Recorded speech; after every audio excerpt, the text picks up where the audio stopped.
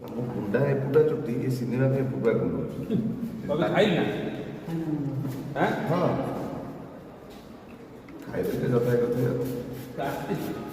ତାହେଲେ ଆମେ ଆସିବା ପରେ ସେଠି ହଉ ଗୋଟେ ପିନ୍ଧୁଛି ଫାଳିକିଆ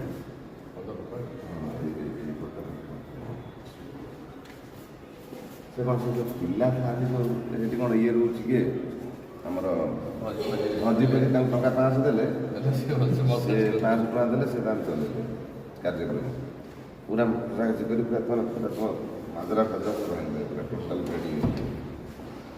ଏ ରାତି ମୁଁ ଆସି ପହଞ୍ଚିଲି 6ଟା ଯାଏ 10 ମିନିଟ୍ ଥିଲା ସରିଲା ଆଉ ଟିକେ ତ ଶୋଇଛି ସିଏ ଆସିକି କାମବାଲି ବେଲ୍ ମାରିଲା 8ଟା ବେଳକୁ ନିଦ ଭାଙ୍ଗିଗଲା ସେ କାମ ଫାମ କରିକି ପୁଣି ଟିକେ ଯାହା ନିଦ ହେବ ପୁଣି 9ଟା ହେଇଗଲା ସେ ଗଲା